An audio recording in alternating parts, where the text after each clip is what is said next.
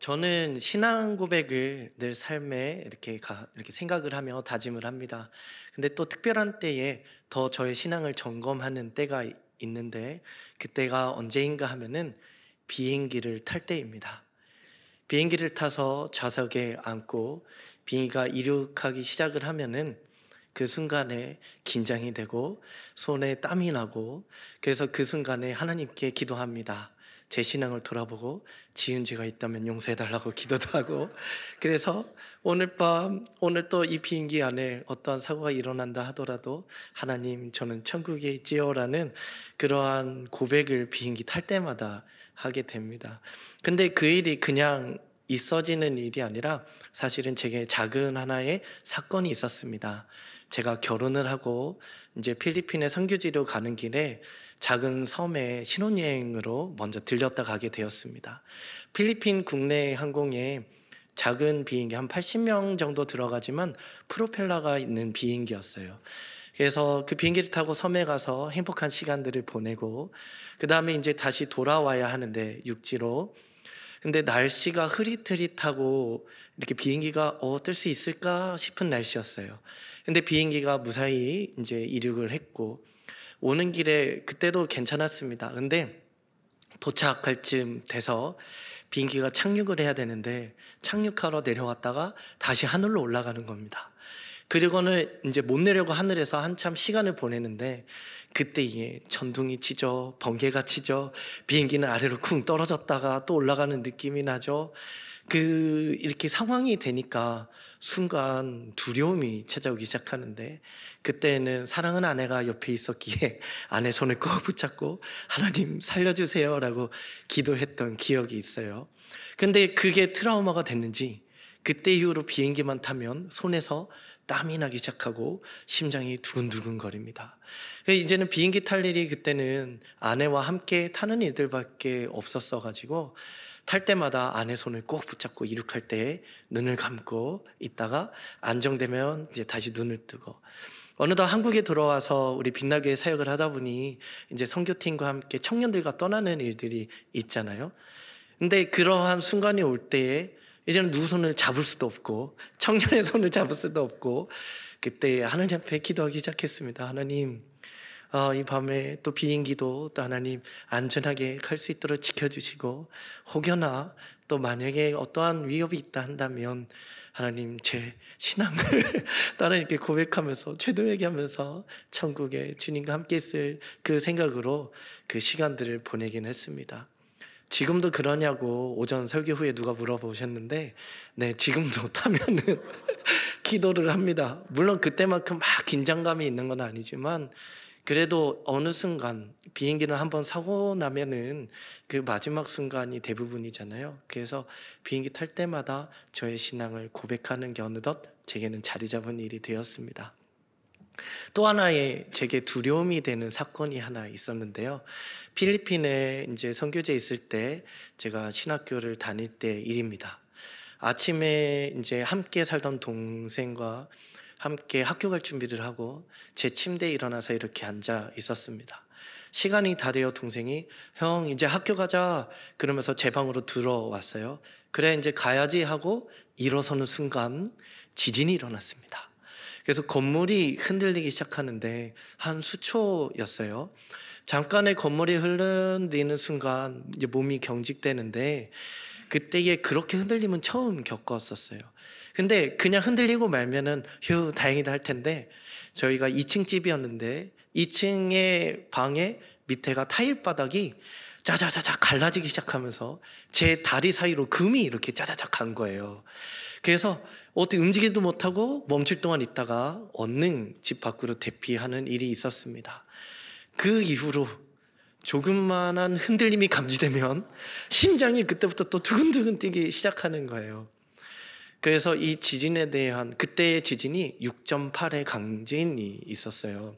다행히 큰 인명사고나 또 다른 일들은 발생하지 않았는데 그래서 그 이후로는 이러한 흔들릴 때 오는 트라우마 때문에 저희가 결혼을 하고 신혼집이 좀 허름한 빌라 같은 데 살았어요. 약간 기숙사 같은 룸에.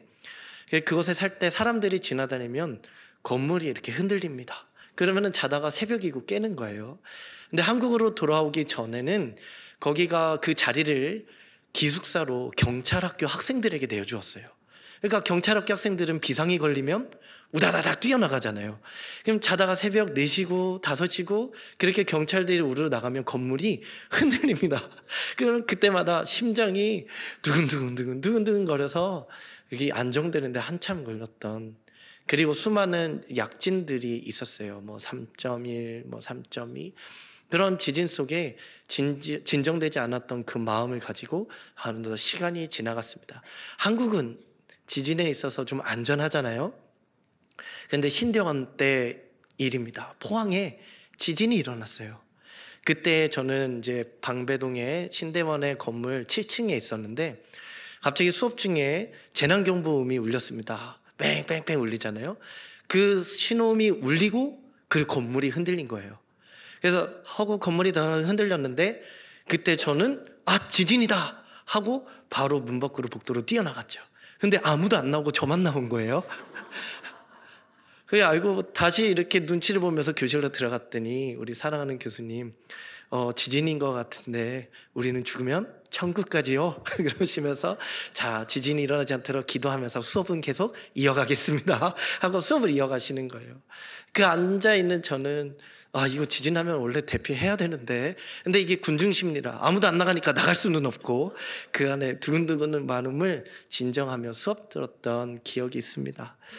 이렇듯 우리의 삶에는 무언가 이제 두려움의 대상, 긴장하는 일들이 종종 있죠. 우리는 매일 많은 교통수단들을 이용하기도 합니다. 비행기도 타고 또한 자동차도 타고 다니고 또 때로는 기차와 또 많은 것들을 이용을 하죠. 그리고 우리는 수없이 수많은 고층 빌딩도 들어갔다 나왔다 합니다. 그런데 생각해 보니까 우리는 그것에 대한 큰 두려움 없이 삶을 누리면서 살아가고 있더라이죠. 이것은 그냥 어떤 두려움이 없는 게 아니라 나는 괜찮아, 나에게는 아무런 일이 일어나지 않을 거야 라는 보이지 않는 이 확신이, 이 믿음이 두려움 없이 우리를 살아가게 합니다. 근데 이것에 작은 거에 두려움이 있다면 아마 안전불감증이라 하죠. 그래서 혹 무너지는 건 아닌가, 계속해서 그러한 안전을 걱정하기도 되지만, 하지만 대부분의 사람들은 내가 살아가는 그 생활에 있어서는 이런 것들에 있어서는 많은 것들을 잘 느끼지 못하고 평온한 가운데 삶을 살아가고 있습니다. 하지만 나는 아무 일 없을 거야, 나는 괜찮을 거야 말하는 이 믿음, 보이진 않지만 이것은 온전히 우리를 지킬 수가 없습니다.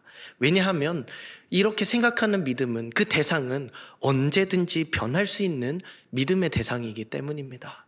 하물며 내 차는 안전해, 이거는 튼튼한 차야 라고 말하겠지만, 고급 비싼 차야 라고 말하겠지만 사고의 순간에는 어떻게 나를 지켜줄지는 모르는 것이죠. 우리 집은 안전해 라고 말할 수 있지만 어떤 일이 벌어질지는 우리는 모르기 때문에 그것은 온전한 믿음의 대상이 될 수 없는 것입니다. 나는 괜찮을 거라 믿었는데 불의의 사고를 당하거나 예기치 않은 일들이 언제든지 우리의 상황 속에는 일어날 수가 있죠. 그래서 돌이켜보니까 지금껏 내가 살아온 것도, 오늘 이 자리에 나와 하나님 앞에 예배할 수 있는 것도 모든 것이 하나님의 은혜이고 감사인 것입니다. 세상에는 그 온전한 믿음의 대상이 존재할 수가 없습니다. 어떠한 화려한 재산도, 지위도, 권위도, 심지어 나를 보호해 줄 것 같은 어떤 사람도 우리는 온전한 믿음의 대상이 될 수가 없습니다. 오직 우리가 온전히 믿어야 할 대상은 우리 하나님뿐밖에 없습니다. 하나님을 믿기에 우리의 생명을 맡기고 하나님을 믿기에 오늘도 이 자리에 모여 하나님을 함께 예배하는 것이죠. 하나님은 우리의 피난처시요 우리의 요새가 되어주십니다. 지금까지 우리를 지켜주셨고 앞으로도 우리와 동행하시며 우리를 지키실 것입니다. 하나님을 믿는 그 믿음만이 우리를 살아가게 하고 우리의 영혼을 살려주십니다. 이 시간 우리 함께 믿음으로 고백하면 좋겠는데요. 우리는 믿음으로 삽니다. 우리는 믿음으로 나아갑니다. 함께 드려진 이 고백, 이제는 우리 각자의 자신의 고백으로도 고백해 볼까요? 나는 믿음으로 삽니다. 나는 믿음으로 나아갑니다. 아멘. 우리 복음적 그리스도인들은요, 오직 믿음으로 말미암아 살리라라고 하나님은 말씀하셨습니다. 그래서 참된 신앙으로 살아가는 그 신앙에는 꼭 필요한 것이 있으니 바로 하나님을 향한 믿음입니다. 오늘 함께 나누는 이 말씀을 통해서 다니엘은 어떠한 믿음을 가지고 하나님 앞에 섰을까? 어떠한 믿음의 사람일까? 이 모습을 살펴보면서 오늘도 이 다니엘의 믿음을 우리의 삶에 적용하고 또 그 믿음을 본받기를 주님의 이름으로 소망합니다. 오늘 본문은 다니엘을 시기하였던 이 대신들이 모여서 이 다니엘을 모함하는 내용을 담아내고 있습니다. 그들은 이 다니엘의 흠을 잡기 위해서 갖가지 방법을 다 썼습니다. 하지만 보여지는 것으로 보니 너무나 청결하고 청렴하며 어느 하나 손댈 것이 없었습니다. 그래서 계략을 짰던 것이 그가 믿고 있는 하나님, 다니엘이 믿고 있는 이 율법을 지키는 것에서 어떻게 하면 벗어나게 할까라는 계략을 세우게 되고, 그로 인해서 왕에게 찾아가서 조서를 만들게 됩니다. 누구든지 이 왕의 명령을 어기면 사자굴에 들어가는 그 조서를 꾸미게 되죠. 그때에 다니엘은 이러한 위기의 순간 하나님을 향한 그 믿음을 지키기 위하여 사자굴 속에 들어갈 수밖에 없는 그 상황에 처하게 됩니다. 이 상황이 오늘 본문의 배경에 나타내지는 말씀입니다. 사랑하는 성도님들, 당시의 왕은 어떠한 힘이 있습니까? 왕의 말에는 그 누구도 대적할 수 없는 왕만이 가지고 있는 절대적인 권세가 있는 때입니다. 누구도 거역할 수 없고, 만약 이 조서를 내린 이후에 왕의 명령을 어긴다면 그가 누구라 할지라도 사자굴 속에 들어갈 수밖에 없죠. 특별히 이 조서는 왕도 이 한 번 조서를 꾸미면 그거를 바꿀 수 없다라는 것까지 이 대신들은 그 꾀를 써서 받아내었기 때문입니다. 그러한 위기의 때에 다니엘은 어떠한 모습을 보여줍니까? 다니엘이 보여준 믿음의 행동을 잘 나타내고 있는 본문이 오늘 본문 10절 말씀입니다. 우리 10절 말씀 함께 읽겠습니다. 시작. 다니엘이 이 조서에 왕의 도장이 찍힌 것을 알고도 자기 집에 돌아가서는 윗방에 올라가 예루살렘으로 향한 창문을 열고 전에 하던 대로 하루 3번씩 무릎을 꿇고 기도하며 그의 하나님께 감사하였더라. 아멘. 이 말씀을 보니까 이렇게 시작하죠. 다니엘이 이 조서에 왕의 도장이 찍힌 것을 알고도입니다. 이게 무슨 말이죠? 다니엘은 이미 왕이 이 조서를 내린 것을 알았습니다. 들었습니다. 왕의 어명이 찍힌 것을 알았습니다. 그래도 다니엘은 이 순간 왕의 명령이라 할지라도 나는 이 명령을 어길 수밖에 없다라는 생각을 가지고 있었습니다. 이 생각에서 멈춘 것만이 아니라 다니엘은 그 생각을 행동으로 실천하여 옮겼습니다. 아무리 왕의 명령이지만 하나님을 거역하는 일, 또한 우상을 섬기는 일에 있어서는 이 다니엘은 그 앞에 비굴하게 무릎을 꿇을 수가 없었던 것입니다. 이 모습은 다니엘이 가진 그 용기의 모습을 보여주고 있습니다. 두려움이 없는 용기, 흔들리지 않는 이 담대한 용기를 다니엘은 가지고 있었습니다. 이 다니엘에게 나타나지는, 보여지는 우선적인 행동의 모습이죠. 다니엘은 믿음으로 이 용기를 갖고 이 용맹스럽게 그 왕의 조서 앞에 나타나며 또 맞서 나아갔습니다. 이 말씀을 통해서 우리는 다니엘이 하나님을 향한 그 믿음, 용기를 가지고 있는 그 믿음을 가지고 나아간 것을 발견할 수가 있죠. 다니엘이 이처럼 생명의 위협이 있는 이 순간에도, 이 상황에도 용기를 가지고 있을 수 있었던 그 원동력, 이유는 무엇이었을까? 그것은 다니엘의 생애를 보니 다니엘은 그 무엇보다도 삶의 우선순위를 하나님께 두었기 때문입니다. 하나님을 우선순위로 삼았기 때문입니다. 그 어떤 것도 하나님보다 삶에 앞서는 것이 없었습니다.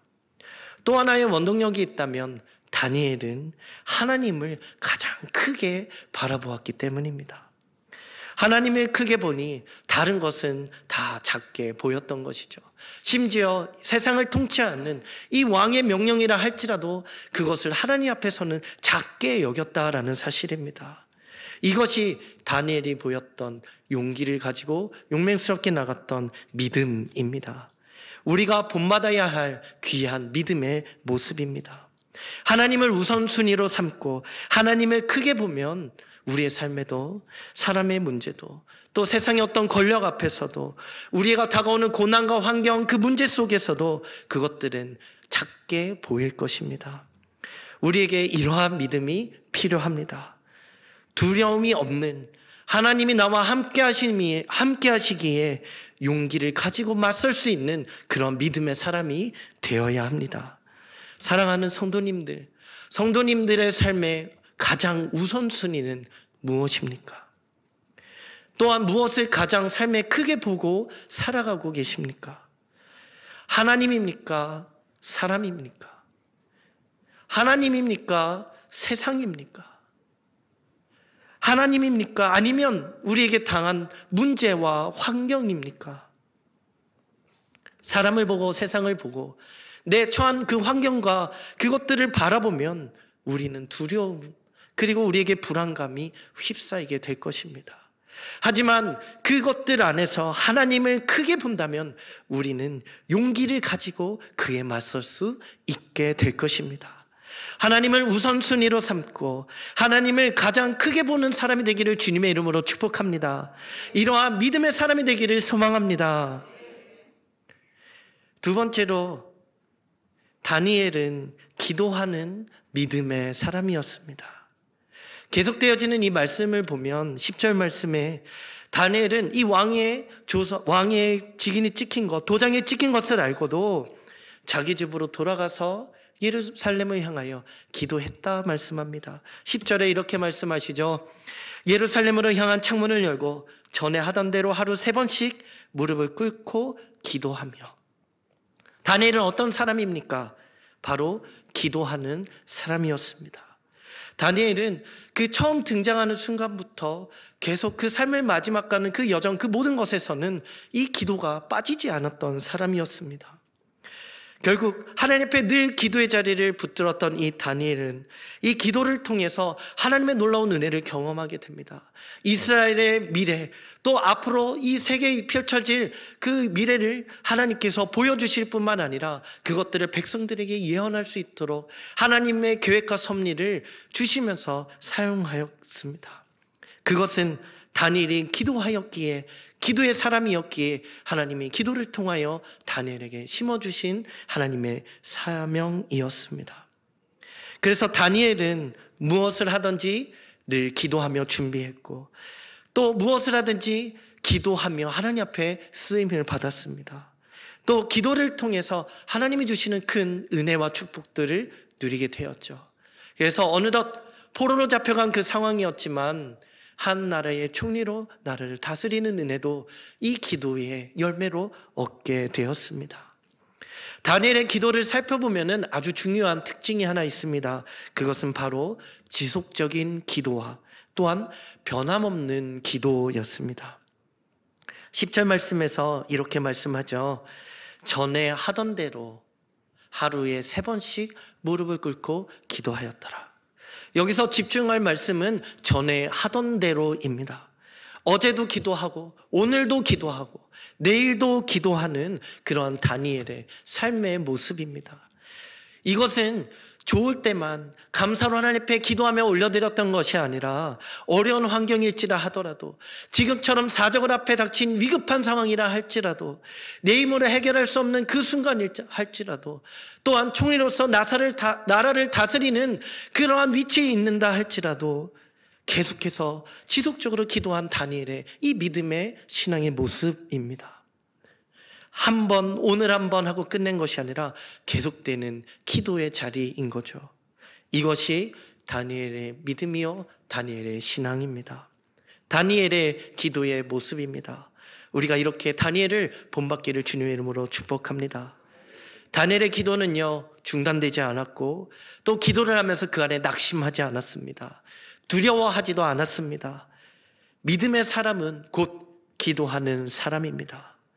누가복음 18장에서 예수님은 하나님의 백성들을 향하여 이렇게 말씀하시죠. 항상 기도하고 낭망하지 말아라. 또한 사도 바울도 이렇게 강조합니다. 항상 기뻐하라. 쉬지 말고 기도하라. 범사에 감사하라. 이는 그리스도 예수 안에서 너희를 향하신 하나님의 뜻이니라. 아멘. 우리는 이 기도에 대해서 가르쳐 주시고 말씀하시는 하나님의 말씀, 하나님의 이 권면에 귀를 기울여야 할 줄 믿습니다. 그렇다면 우리는 어떻게 기도하며 그 믿음을 가져야 할까요? 항상 기도해야 합니다. 쉬지 말고 기도해야 합니다. 또한 낙심하지 말고 기도해야 합니다. 이것이 우리가 가져야 할 기도의 태도입니다. 기도하다가 중단하는 것은 하나님의 원하심이 아닙니다. 주님이 원하시는 기도가 아니죠. 또한 하나님 앞에 올려드린 그 기도 가운데 우리가 절망하고 낙심하고 포기하는 것도 믿음의 기도가 아닙니다. 기도는 하나님이 응답하실 때까지, 하나님이 이루실 때까지 지속해서 기도해야 하고 하나님 앞에 쉬지 말고 구해야 하는 것, 그것이 바로 기도입니다. 돌아오는 주일 우리는 보화축제의 주일로 드려집니다. 이를 위해서 지난 8월 말부터 우리는 발대식을 하고 결단을 하고 또 수많은 과정들을 통해 하나님의 사랑을 나누며 복음을 전했습니다. 길거리에 나가 청소도 하고 또 이웃에게 가서 또 섬기기도 하고 더 좀 사랑의 말을 나누며 한 영혼을 품고 우리는 기도해 왔습니다. 또한 아직 하나님을 모르는 우리 자녀들, 또 하나님을 모르는 부모님들, 형제 자매들을 위하여서 눈물로 기도해 왔죠.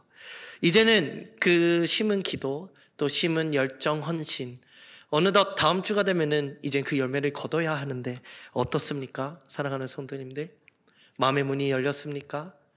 그들이 교회 그래 같이 가자, 나는 하나님을 믿겠어, 어떠한 이런 반응이 보이십니까? 아무리 기도해도, 아무리 섬겨도, 아무리 사랑으로 권면해도 여전히 귀를 닫고 마음을 닫고 듣지 않는 그들을 보면서 혹시 낭망하고 있지는 않습니까? 혹은 낙심하여 포기하고 있지는 않습니까? 사랑하는 성도님들, 포기하지 마시고 끝까지 기도로 그 한 영혼을 품기를 주님의 이름으로 축복합니다. 청년부는 지난 약 2주, 이제 3주가 되는 과정에 10월 마지막 주가 되면 이제 세상 문화에 있는 청년들은 할로윈 축제를 이렇게 즐기게 됩니다. 그래서 많이들 카페나 등등 이제 귀신이나 여러 가지들 유령으로 데코를 하기도 하고, 그 기간에 재작년부터 청년들은 세상의 이 문화와 축제, 특별히 이 영적인 씨름 있는 이때에 어떻게 하면은 세상과 구별되어 우리의 신앙을 지킬까? 또 청년들이 이런 고민 끝에 2주간의 거룩 챌린지라는 것을 만들게 되었고 2주 동안 그렇게 진행을 해왔습니다. 올해도 마찬가지였습니다. 그래서 2주 동안은 청년들이 매일매일 함께 묵상하고 그것들을 나누고, 또 특별히 이번에는 믿음의 선배들이 어떻게 그 신앙을 지켰는지, 믿음으로 싸웠는지 한 칼럼들을 통해서 어떤 은혜를 나누었습니다. 또한 짧은 2분에서 3분 되는 영상 메시지를 통해서 우리 가까이 있는 청년들의 선배, 또 곳곳에서 보내주는 응원과 격려의 영상을 통해서 함께 거룩한 삶을 지키는 싸움을 2주간 진행했습니다. 홀리윈, 거룩이 세상을 이기다라는 이 주제를 가지고 함께 싸웠습니다. 주님이 하셨습니다. 많은 청년들이 은혜를 받았고 또 그렇게 거룩한 삶, 또 넘어질지라도 한 번 더 일어나기를 다짐하는 시간들이었습니다. 마지막 날인 지난주 토요일에는 홀리윈 페스타로 함께 그 축제로 모여서 예배하고 교제하고 나눔을 갖고 또 함께 기도하는 시간을 가졌습니다. 마지막에는 이제 마지막 그 통성기도와 함께 1시간 반 정도 기도 시간을 가졌습니다. 또 청년들이 스스로 기도하고 결단할 수 있도록 개인 기도 시간을 주는 시간을 가졌습니다. 6층 하늘체육관에서 약간 캠핑장처럼 텐트도 꾸며놓고 텐트 한 동 한 동에 각각의 또 기도 제목들을 두고 그곳에 모여 청년들이 3, 4, 5 모여 기도하는 시간을 가졌습니다. 그렇게 개인 기도를 하는 시간을 주고 저는 그 텐트가 있는 가운데에서 무릎을 꿇고 기도할 때였습니다. 청년들을 중보하고 저 또한 믿음으로 살리라 결단하며 기도하고 있을 때에 한 청년이 제게 와서 앞에 무릎을 꿇고 제게 기도를 요청하는 것이었습니다. 그 청년은 제게 다가와서 기도를 부탁할 때 그래, 뭘 위해서 기도해 줄까? 라고 묻는 질문에 목사님, 저희 어머니를 위해 기도해 주세요. 저희 어머니가 수년 전부터 이단에 빠져서 하나님을 떠났습니다. 엄마를 위해서 계속해서 기도하는데 여전히 엄마는 변하지 않고 있고 또 그로 인해서 가족이 많이 힘들어합니다. 어머니가 빨리 하나님 품으로 돌아올 수 있도록 기도해 주세요 라는 부탁이었습니다. 저는 그 상황을 또한 알고도 있었지만 이 간절히 기도 부탁하는 그 청년을 위하여서 마음을 다해 기도를 했습니다. 물론 그 청년이 느껴지는 그 간절함이 저에게도 동일하게 전해졌죠. 그래서 또한 어머니를 위한 기도, 하지만 이제 청년이기에 그러면은 너를 위해서 뭘 기도해 줄까? 너는 기도 제목이 뭐야? 라고 물었습니다.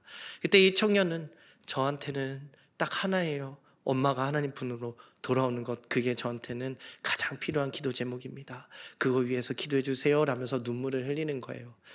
그래서 그 마음을 참 하나님 마음이 너무나 느껴지는 순간이었습니다. 그래서 아이를 또 안아주며 기도했습니다.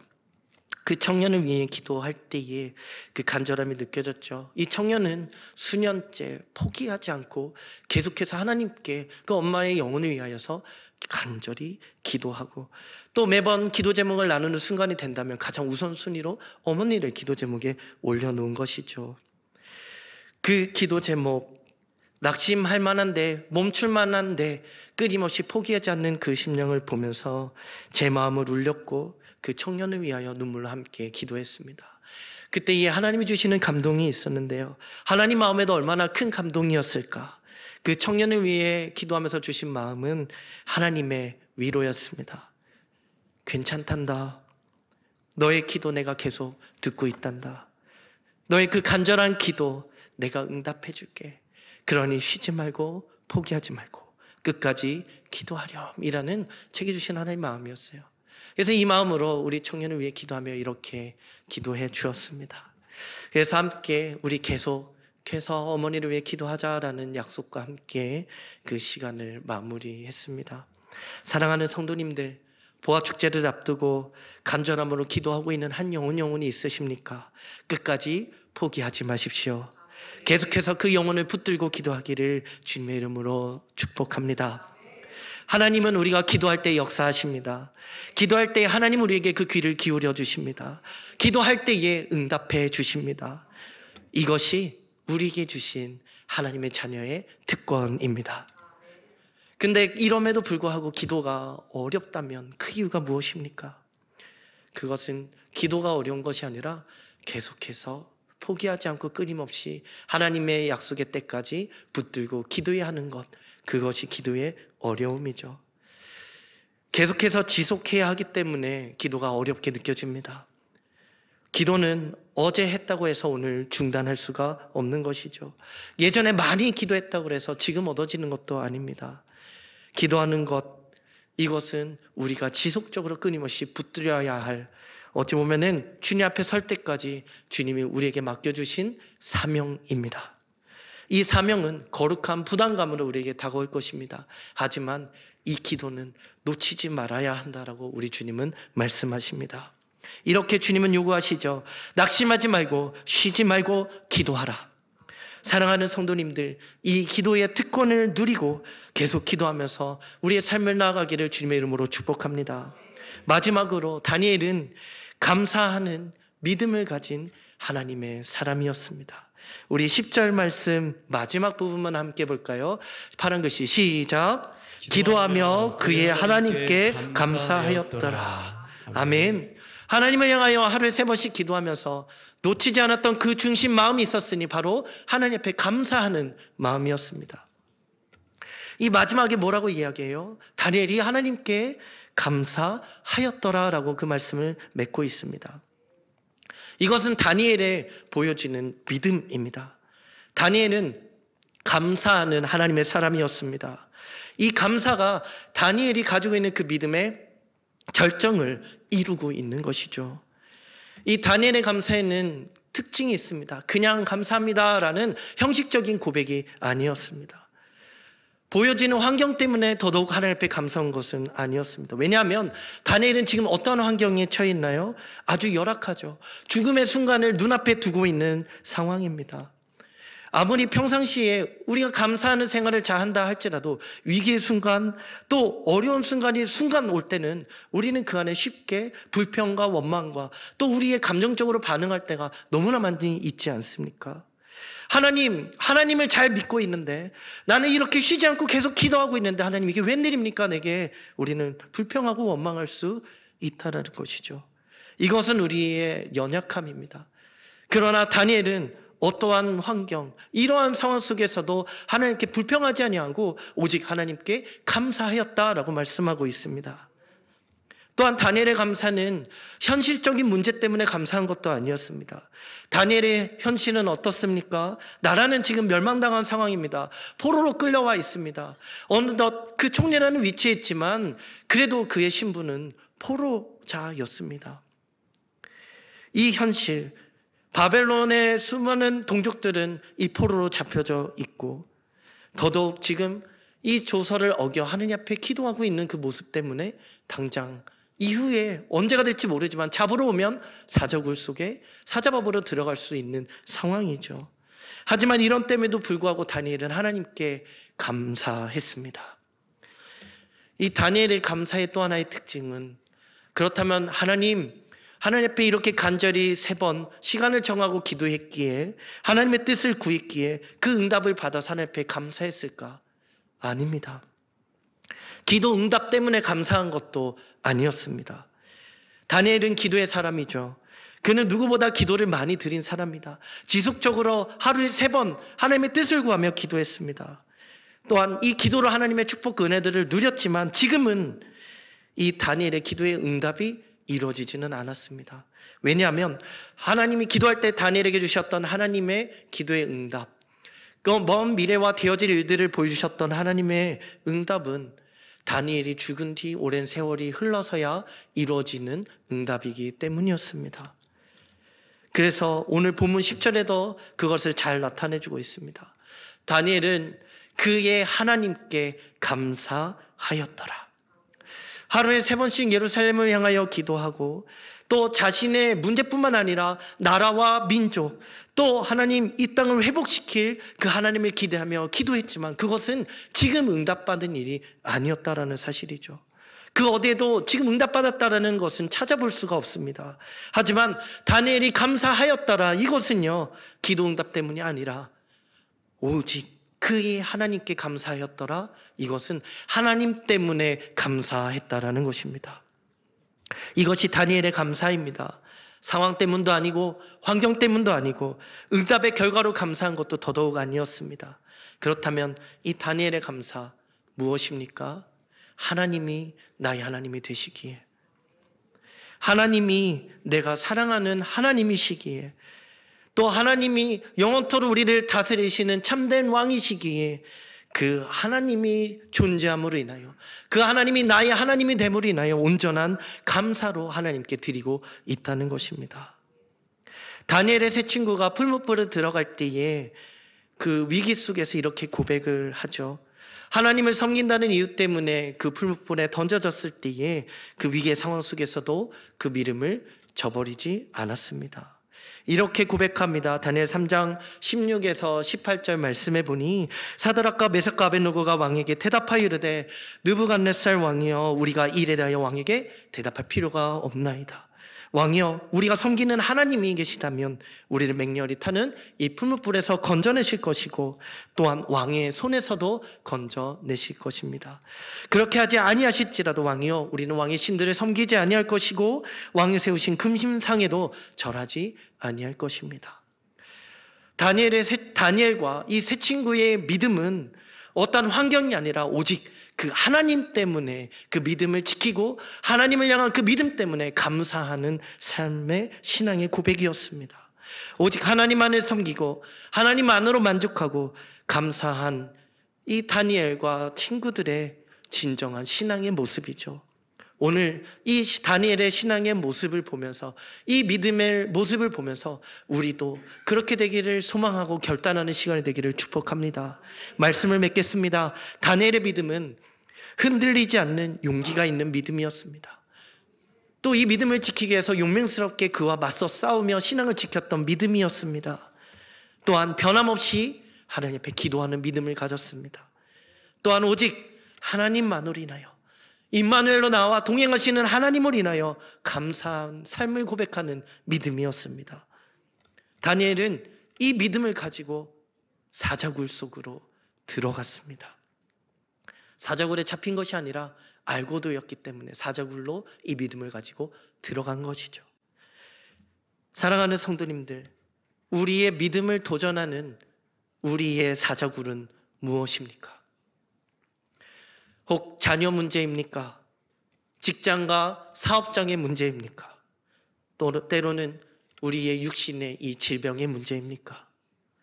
우리의 삶에도 다가올 이 사자굴이 있다면, 내 힘으로 감당할 수 없는 이러한 문제 같은 사자굴이 있다면, 오늘 이 다니엘이 가졌던 믿음을 가지고 우리도 이 사자굴 속으로 믿음으로 담대히 들어가기를 주님의 이름으로 축복합니다. 주님이 주시는 용기를 가지고 끝까지 이 기도를 놓지 않고 오직 나와 함께 하시며 도우시는 이 하나님을 찬양하며 감사하며 믿음으로 사자굴 속으로 들어가는 여러분들 되시기를 주님의 이름으로 축복합니다. 그래서 우리를 구원하시는 그 하나님의 은혜를 누리기를 예수님의 이름으로 축복합니다. 돌아오는 주일, 보아축제 주일이죠. 한 주간 우리가 믿는 하나님을 이렇게 담대함을 가지고 용기 있게 복음을 전하기를 주님의 이름으로 축복합니다. 또한 한 영혼을 위하여 포기하지 말고 끝까지 기도하기를 주님의 이름으로 소망합니다. 또한 감사함으로 그 영혼을 하나님 앞에 맡길 때에 우리 주님이 역사하실 줄 믿습니다. 세상의 사자굴 속에서 그 한 영혼을 구원하시며 건져내실 하나님을 찬양하며 이 시간 함께 찬양으로 고백하겠습니다.